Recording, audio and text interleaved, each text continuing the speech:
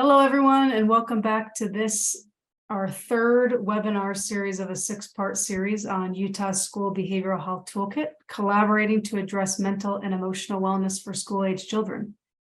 In our last webinar, we gave an overview of the assessment of system needs stage, including diving into a couple of tools included in that stage. Today, we are going to take a deeper dive into the building capacity stage, focusing on how we can use the data gathered in the assessment of system needs stage to inform our decisions about capacity building. Our presenters for this webinar series are myself, Ashley Lauer, Tiana McCall, and Scott Eyre. Today, we have four main learning intentions. The first is that we hope that you, as participants, will understand how you might use data collected during the assessment of system needs stage to make decisions about capacity building. Second, that you will be introduced to the concepts of multidisciplinary and multi-agency teaming and gain deeper insight into various roles of the key stakeholders that key stakeholders play on those teams. Third, you'll understand the best practices for interagency goal setting using the SMART acronym. And fourth, you'll understand the fluidity of the stages within this toolkit. Just as a quick refresher on the toolkit framework, there are 5 stages: assessment of system needs, building capacity, planning, implementation, and evaluation. And also 4 guiding principles, which are culture, data, collaboration, and sustainability. Today's webinar will cover the building capacity stage, which focuses on building local resources and readiness to address behavioral health needs. So let's take a step back for a second to review what data might be captured in the assessment of needs stage. One of the tools we discussed in our webinar addressing the assessment of needs stage was the SHAPE assessment. If you have not yet viewed that webinar, you may want to pause this webinar here and take a look at that webinar before continuing. The SHAPE assessment is a tool that supports a comprehensive behavioral health needs assessment. It has teams answer questions in the following 7 quality domains, which are teaming, needs assessment and resource mapping, mental health screening, mental health promotion, early intervention and treatment, and funding and sustainability, along with the impact. We're going to continue to use this tool as an example of a tool that you can use to see how the data collected during the assessment of needs stage can support capacity building. It's important to recognize that the data collected may lead to a variety of potential options for building capacity. We'll go through 3 examples in the next few slides on how you might use the data collected through your assessment to make some plans for building capacity. So here's our first example, and that is, while you're doing this needs assessment, your data shows a gap in your collaborative efforts. So if you see that gap, you have a couple of potential actions, multiple potential actions, but I'll give you 3 potential actions that you could take for building capacity. One is to build community understanding and buy-in. So it may be that there hasn't been that understanding even there to have those, to build that collaboration. So starting with that understanding and buy-in. The second is that you might want to focus on increasing your community relationships and partnerships. And the third, maybe you already have these relationships and partnerships, but there may be a need to increase the alignment that you have with your community partners. Our second example here is that in your assessment that you did, the data collected may indicate a shortage in the school-based mental health personnel in your LEA. Again, a couple of options that you may look at for building capacity. One, it may be that you need to find opportunities to increase the capacity for the current school-based mental health personnel that you already have hired or that you're already contracting with. The second may be looking at strengthening recruitment and retention strategies.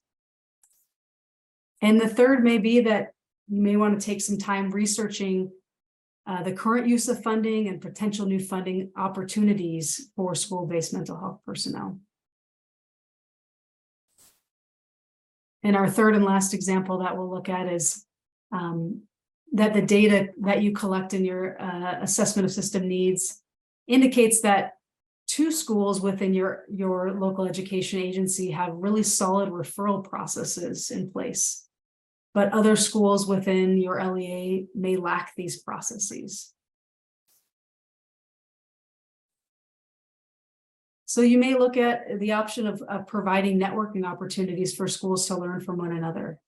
Maybe those schools who have those really solid referral processes can work with those who lack the processes to help them build and understand how they might create that referral process. And the second is that you might provide some targeted professional learning opportunities from the LEA or from the district level to support those schools who are lacking referral processes. So along with these examples we've already discussed, you will find within this stage in the toolkit guidance and tools to support the various components of capacity building listed on this slide. So with that, I will turn some time over to Scott and Tiana, who will take the rest of the time to discuss some of the components and tools associated with capacity building within our toolkit. Great, thank you, Ashley. I really appreciate that look at data and how it can be applied to help support our overall plans and our overall goals and directions. Just a few key considerations that I'd like to start with when building capacity. Something I would like to bring to the forefront of our mind. And the first is scale or scalability. This idea that we don't want to make our goals too lofty or to create unrealistic expectations from the start. Instead, I think it's important that we be realistic within what is our next step. And I think Tiana is going to talk a little bit more about this as relation to SMART goals. However, from the beginning, system change takes time. We have to accept that. We got to be able to crawl before we walk and walk before we can run. So it's important to understand where you're at. And as Ashley mentioned, the shape guide will help you, the shape assessment will help guide you through really understanding where you're at. And we're looking for the sweet spot of where to take our next steps. Again, we don't want to get complacent. We want to move forward, but we also want to be realistic. The next key consideration I want to talk about is sustainability. Now, I love how the building capacity stage gives us this chance to really talk about how can we invest in the individuals in our buildings, right? Our staff. Because the individuals doing the work are so important.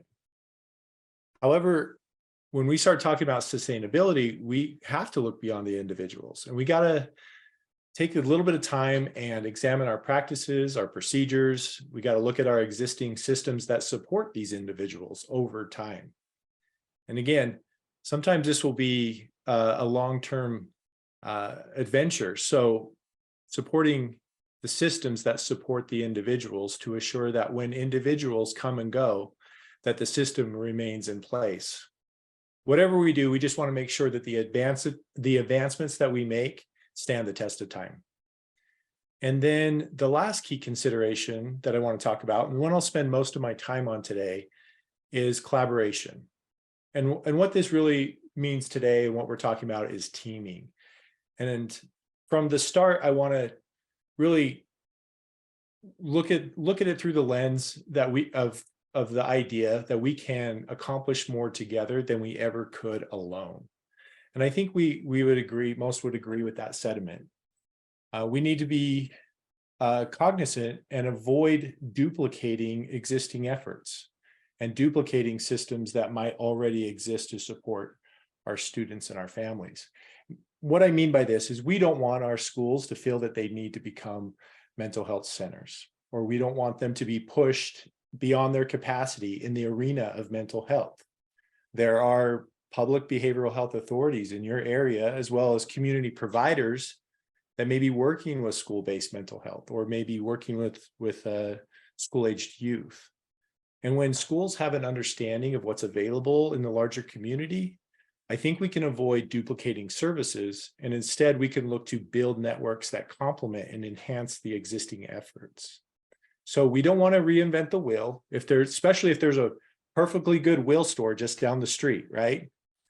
Schools should consider and work to complement what's already in place. And to be clear, we want schools to be experts in education, which they're doing a great job. And we want to make sure that we're there to help and to enhance their efforts in that. And we don't want them to feel like they need to become mental health centers. That's not the goal. So let's look to that next slide of the who's who. Perfect. Thanks, Ashley. So who's who in the school-based behavioral health world? Who are the key players?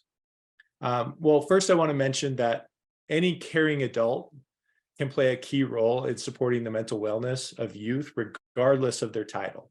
So this is just a list to really capture some of those non-clinical professionals that are actively engaged in school-based behavioral health as part of their job description.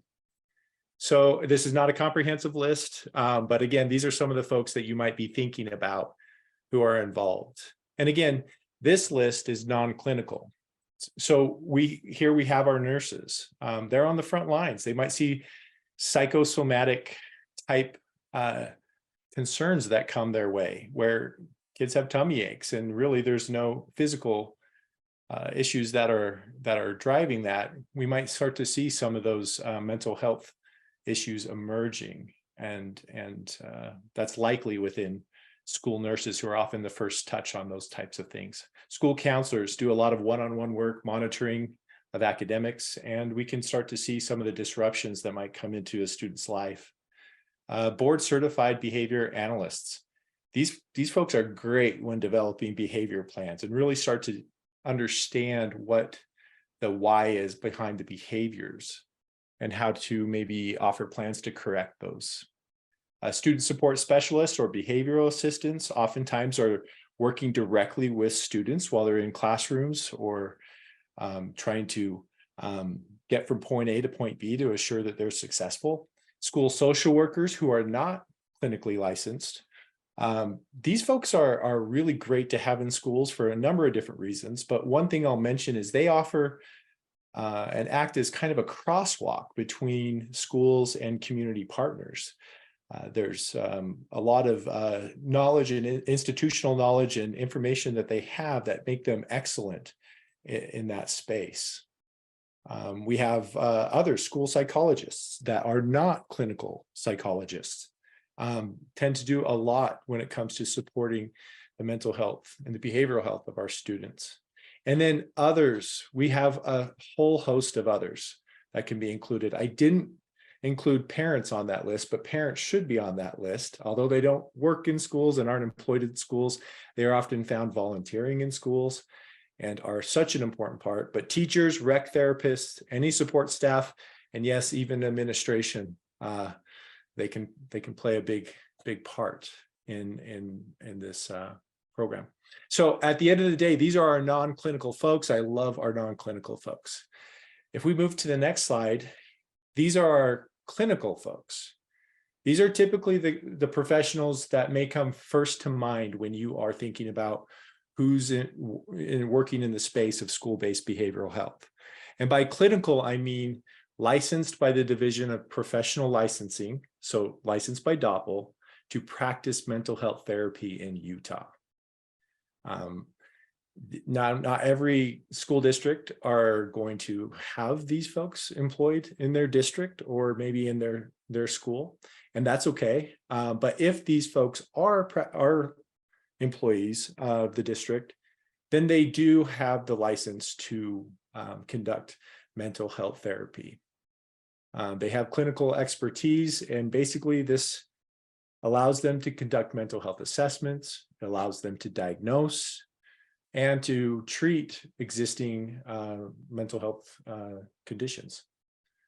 For districts that don't have these, don't be worried if you don't have a clinical workforce or if you're understaffed. That's okay. In fact, the recommendation is if they aren't employed in your district, the recommendation is to really double down your efforts on the referral networks that exist within your area so that you can ensure that if a behavioral health concern arises, that they have access to the services they need. And the truth is that most districts can get by without employing a robust clinical workforce. It's great if you have some, but most can get by. And again, we don't want to employ too many, I guess, or fill our buildings with clinical workforce and become mental health centers. So instead, we want to find that balance. We want to find that sweet spot of who can come into the schools and possibly support, and who might be best to work with and partner with, and ensure that we have the right contracts and support services in place, and either invite those folks into the schools to help work within the school community, or to refer out if best suited in the larger community. Some to consider within your planning efforts.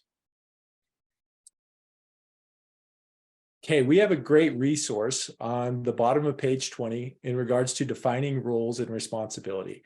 If we look back at our assessment of needs stage, we had a chance to really dig into that. And so I encourage folks to go back and look at that and take a look at the bottom of page 20. And I'll go ahead and click on that next slide and take you to this tool that was brought to us by Canyon School District. Now, I love this tool for a number of different reasons. It details the different roles and responsibilities that they have within their districts, the services in school, and what professionals do directly working with students and parents. It talks about how they may be a best use within the teaming, within the other professionals within the schools, and the qualifications needed to be considered for those roles. So because it's important, just as important to know who does what, or who's who, but to know who does what and when. And that's up to each district to detail what that looks like according to your plan and to what your goals are. So getting to know who everybody is important, but also how each other can work together. Again, this is a great tool found on the bottom of page 20. It's worth looking into, and I suggest you take a glance at that. Okay, let's talk a little bit about multidisciplinary teaming. So now that we've understand all the roles and responsibilities, it's important to bring these professionals together in one collective force for good. We call this multidisciplinary teaming. Now, according to the Board of Education, multidisciplinary teaming means a group of individuals from multiple disciplines who meet to pursue the common goal of evaluating, triaging the academic, social, emotional, physical, and behavioral health needs of a student or group of students.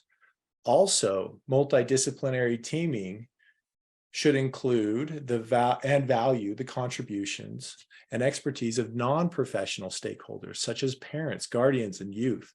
Without these voices of parents, guardians, and youth, you will be missing critical information and perspectives necessary to create a successful school-based mental health system. I love that. I pulled that from the toolkit, and the reason is because it's a very good reminder to ensure that we are including the input of those folks that we serve within our teaming efforts, and get that feedback. That's a great source of data that we should be considering to know whether or not our services are effective. As we build capacity within schools, I want to acknowledge that this takes time, depending on the needs of your area, and some schools will have more capacity than others. However, I think it's important to note that eventually, no matter where you're at in this work, it will extend beyond a school's capacity to manage. This is why connecting with school partners and building working relationships is so important, why we have the guiding principle of collaboration, because even the best multidisciplinary teams that exist within schools will eventually need to connect to the larger community for support.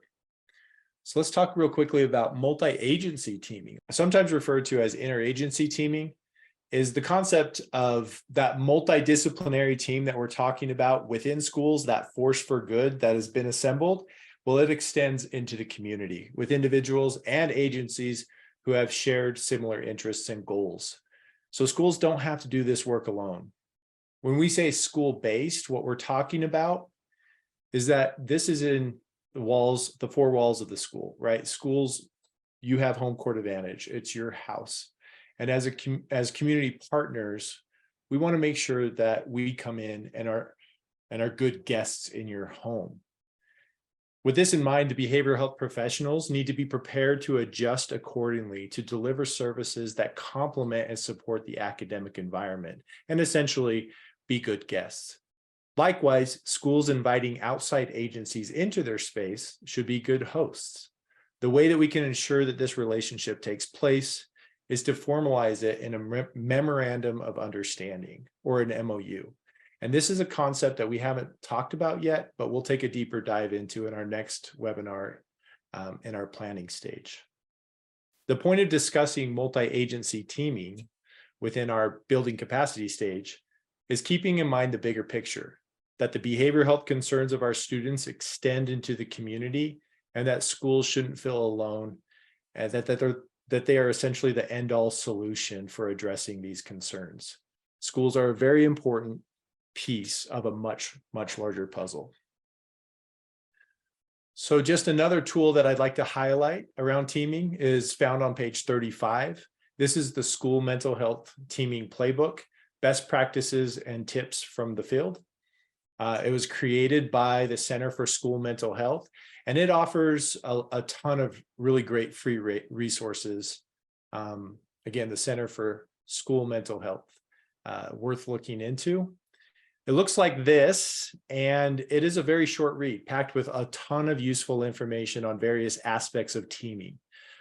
This is something that I think has concepts that sometimes get overlooked. So I liked it because it was brief. I liked it because the information had additional topics on things like effective meeting practices, using and sharing data, maintaining working relationships with community providers. And also it has a few links and customizable templates that may be useful. So definitely one worth checking out.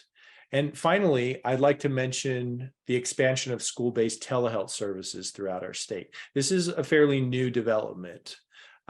So right now, currently, based on a partnership that we have with the Utah Education and Telehealth Network, we have currently 172 schools across 21 districts that have telehealth kits in their schools. So if you're one of those schools, congratulations. We know that telehealth helps to build schools' capacities to support both the physical and behavioral health needs of their students. It really helps by reducing healthcare costs for families. It helps with students' ability to meet with their primary care provider without leaving the school. Helps with transportation and attendance. We see improved academic outcomes for students.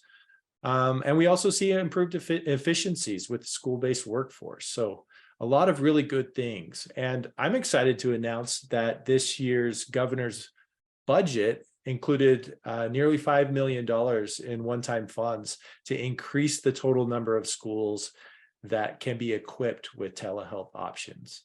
And that amount of money, that funding will support a telehealth kit in every K through 12 school in the state of Utah, approximately 1,000 new kits. So this is exciting news. Stay tuned. We should know more details about what that looks like within the next year as we roll it out. All right.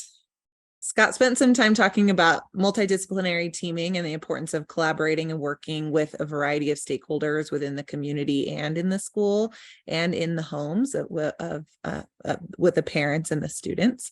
And so this process with including a variety of stakeholders was vital in the assessment of systems needs stage, and it continues to be vital in the building capacity stage. To do this work well, it's important to set interagency or multi-agency goals. And when you set goals that are important to and supported by a variety of stakeholders that are involved in supporting children's behavioral health needs, you tend to stay on track and remain focused on your common goals and vision. And this process is likely going to increase accountability across stakeholders, use funds more responsibly and strategically, and will really lead to improved outcomes. So you'll find these best practices for creating interagency goals in the toolkit in greater detail, but you can see a few bullet points here on this slide. And the key here is working together to do all of these things. So spending some intentional time as an interagency collaborative or team doing these best practices is going to result in greater outcomes down the line for students. So one of the concepts on the last slide, on the best practices slide, was creating short and long-term goals. And there's a tool in the toolkit that can help guide your work of developing SMART goals and objectives. You can find this on page 32 of the toolkit. As many of you already know and have probably heard this acronym before, SMART stands for specific, measurable, achievable, realistic, and time-specific. And this method of defining goals can be applied to goals and objectives as well. So now we're going to go through an example for each letter in the SMART acronym that tie into the examples that Ashley used at the beginning of this presentation, just to give you some quick examples of how to shift your goals or objectives into more specific, measurable, achievable, realistic, and time-specific goals or objectives. So for specific, you want to use specific rather than generalized language. You want to clearly state the issue, the target group, the time and the place. And we'll use one of those examples that Ashley highlighted earlier. So in the red, you can see this might not be a very specific goal or objective to increase and improve community relationships and partnerships. There's a lot of information missing here. So to make it more specific, you can say, as a strategy for increasing and improving community relationships and partnerships, so that's like the purpose of this goal, each member of the collaboration group will connect with one new potential community partner each month and report back to the group. So now there's a specific thing that each person is going to be doing and a timeline for when they're going to be doing it and what they're going to be doing. So this is a very specific goal in the black. The next one is measurable. So with measurable, you want to be really clear in your objective about what will be changed and by how much. Setting this clearly at the start makes it easier to evaluate down the road. So again, the red is not very measurable. We're going to increase our community partnerships. By how much, by when, we don't really know. So to make it a little bit more measurable, you could say we will increase our community partnerships from 1 to 5 within the next school year. So now you know you're moving from 1 partnership to 5. You can clearly measure whether or not you reach that goal and the timeline within which you're trying to achieve that goal. The next one is achievable. So this is tying back into what Scott was saying in the beginning with being realistic. So it's really important to be realistic about what you can achieve in terms of the scale and scope of what's being done and the time and resources that you have available. So in the red again is maybe a not very achievable goal for some people. We will double the number of school counselors, social workers, and psychologists on staff by the end of the school year. Funding might not make that possible, so that may not be a very achievable goal. But instead, a more achievable goal could be to research and apply for 1 additional grant this year, which would increase the school-based mental health personnel on staff by 1 FTE. So that is much more measurable, specific, and potentially more achievable. The next one is relevant. So here the objectives or the goals need to relate to and be relevant to one another. And remember that objectives are the building blocks or steps towards meeting the goals. So in red is the not very relevant goal or objective, which is to increase your district-wide reading scores by 5% by the end of the school year by hiring more mental health professionals. There may be a gap here from understanding what support the mental health professional is going to do to increase reading scores. So to make it more relevant to the mental health or behavioral health sphere is to say something like what you can see in the black. Through hiring 1 additional mental health professional, our district-wide rates of depression symptoms will reduce by 5%.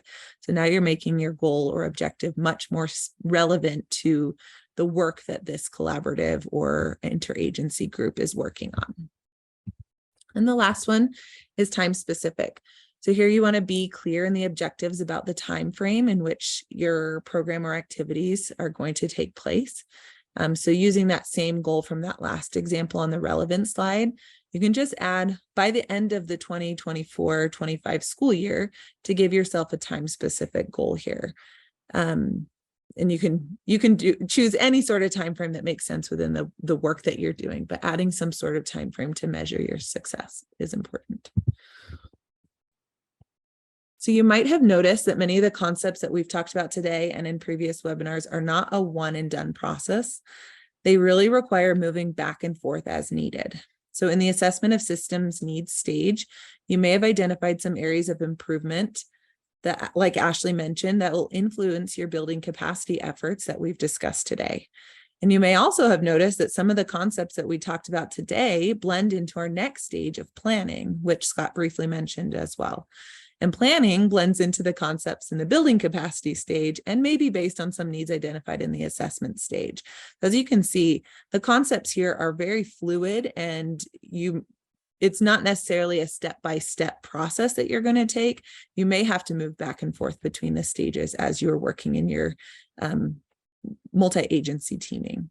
So in our next webinar on the planning stage, we'll show you more tools that you can use to enhance your system for supporting students' behavioral and health needs as you continue to build on the steps that you've taken so far.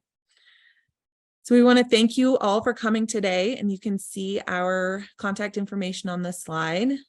Feel free to reach out to us if you have any questions about any of the concepts that we listed today.